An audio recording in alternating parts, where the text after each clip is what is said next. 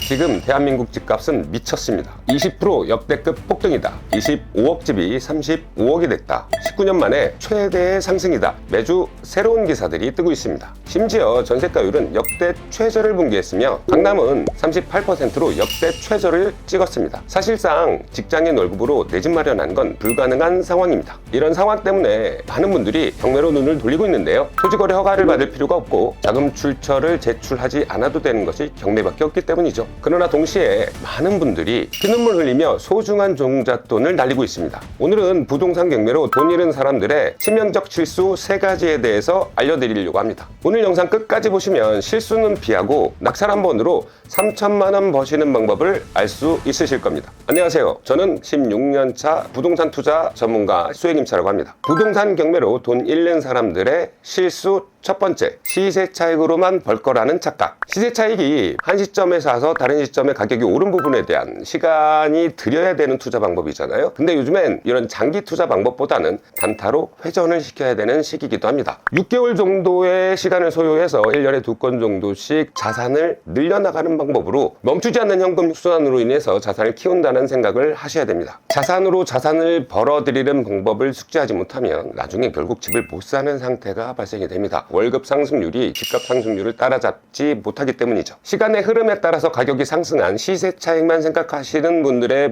문제점이 있습니다. 제가 수업할 때도 주로 얘기하는 부분이기도 한데요. 집 사놓고 기도를 많이 해야 되죠. 여러분들 집에 들어가서 저녁 식사 정해놓으신 거 있나요? 예측이 되나요? 내일 아침에는? 점심에는? 그것조차 모르는데 한번 사놓고 2년 또는 4년 후에 얼마가 될지 예상이 불가능하죠.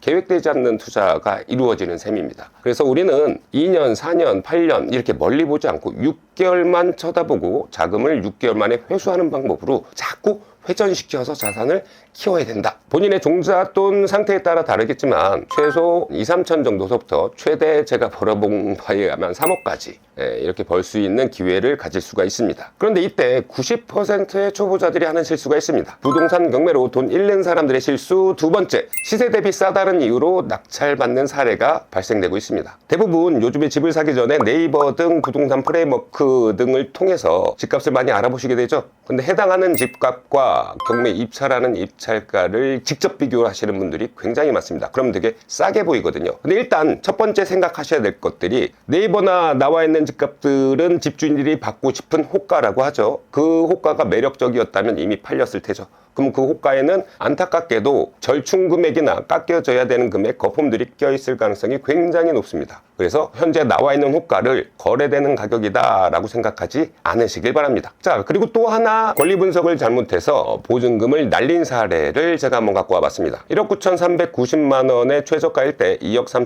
3,389만 원에 사겠다라고 해서 입찰을 시도했습니다. 그리고 낙찰 받았어요. 근데 이게 문제가 뭐냐면 여기 밑에 임차인 현황을 보시게 되면 임차인한테 줘야 될 돈이 1억 8천만 원이 더 있었던 경우죠. 그러니까 이 물건은 2억 3천에 산 게 아니라 2억 3천 더하기 1억 8천에 산 겁니다. 그럼 해당하는 물건의 시세보다 훨씬 더 비싼 가격에 사게 되겠죠? 그러면 이 사람은 잔금을 못 내고 보증금을 날려야 되는 게 가장 경제적인 상황이 됩니다. 여기 옆에 있는 글자처럼 매수인이 인수하니까 이건 1억 8천을 줘야 되니까 이 금액에 사면 안 되겠다라는 조금의 정보만 있었어도 이 보증금을 날리진 않았을 겁니다. 이번의 경우 보증금 2천만 원 정도를 날린 셈입니다. 두 번째로 빌라를 한번 봐볼 건데요. 이 빌라 같은 경우 현재 진행 중인 사건이기도 하고요. 한번 유찰돼서 5억 800만 원에 나와 있습니다. 이렇게 사진도 보고 많은 것들을 하시겠죠. 근데 정작 중요한 건 해당하는 물건의 상태가 위반 건축물이라는 사실입니다. 노란색 표시로 위반 건축물이다 라고 나와 있고요. 그 내역은 변동 내역 및 원인에 가면 샤시조 주거 위반이다 라고 나와 있습니다. 그럼 이 물건은 낙찰 받고 나서 내가 잔금 내려고 할 때 대출이 나오지 않습니다. 더 중요한 건 세를 주려고 할 때 세입자한테도 임차인한테도 대출이 나오지 않습니다. 그러면 해당하는 물건의 재산권 행사, 그러니까 내가 전세를 놓거나 내가 들어가 살거나 잔금 내거나 할 때 굉장히 불편함이 많겠죠.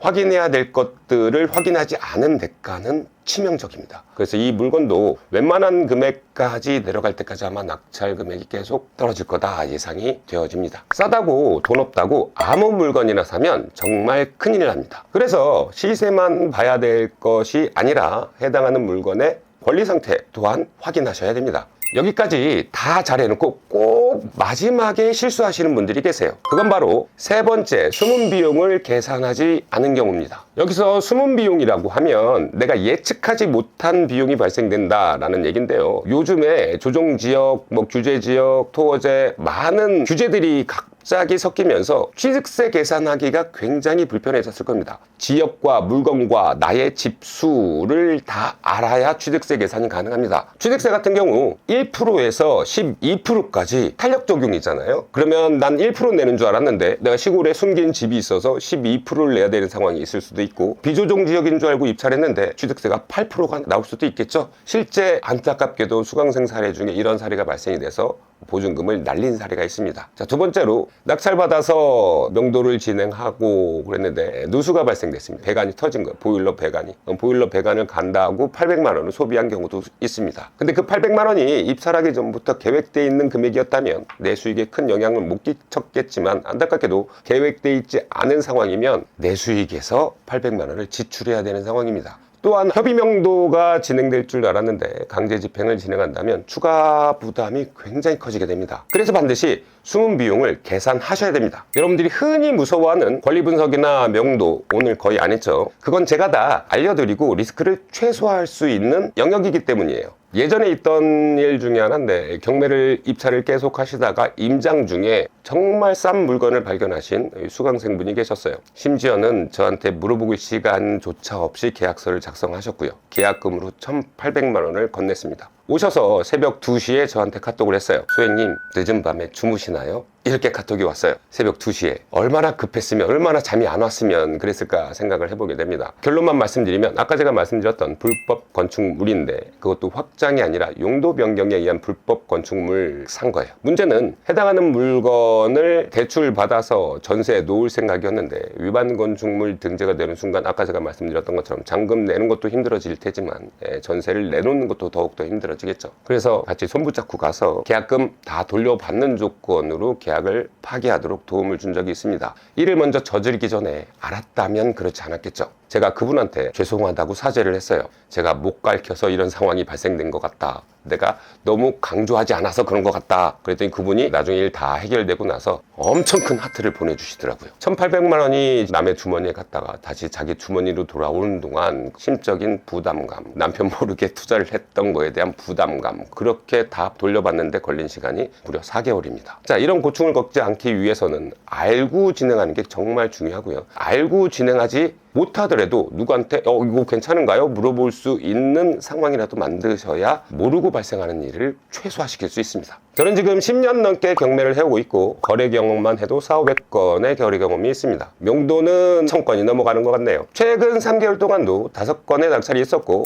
오늘도 수강생의 낙찰 소식이 들려오고 있네요. 그래서 저는 지금 남들이 집 못 산다고 할 때 열심히 돈을 벌고 있습니다. 이걸 모르고 계신 분들이 정말 안타까울 뿐입니다. 전세가율이 어떻든 주제가 어떻게 떨어지든 집에 살아야 되고 남들도 집이 꼭 필요하다는 사실은 변함이 없을 겁니다. 부의 사다리에 올라타고 싶은 분들을 위해 영어 강의를 준비를 했습니다. 무료 강의에서는 한 번에 1억을 버는 경매 물건 고르는 방법에 대해서 이야기를 한번 해볼 거고요. 대출과 세금 걱정 없이 투자할 수 있는 가이드를 제공해 드릴 예정입니다. 아까 말씀드린 6개월 안에 사고팔고를 다 할 수 있는 단타 수익률을 극대화할 수 있는 방법들을 담았습니다. 무료 강의에 참여하시는 분들께 혜택을 드리고 있습니다. 첫 번째로 경매 사례집 드릴 거고요. 두 번째로 제가 아까 상담받고 조언받고 그런 시간이 필요하다고 그랬죠. 그래서 1:1 코칭권을 드릴 예정입니다. 1:1 코칭을 할 때는 여러분들의 주택 상태, 자산 상태에 따라서 맞춤식 코팅 상담을 할 예정입니다. 첫 번째 발걸음을 밝힐 수 있는 등불로 삼아 주셨으면 좋을 것 같습니다. 경매라는 투자 방법은 경험치가 굉장히 중요합니다. 계속 반복되는 상황 속에서 경험치가 축적돼서 누적되게 되고 해당하는 경험치로 능력이 생긴다라고 해서 경험치가 굉장히 중요합니다. 이 강의는 10년 이상의 경험치를 녹여냈습니다. 혹시 여러분들이 제 강의를 안 듣는다 하더라도 부탁드리건데 경험치가 좀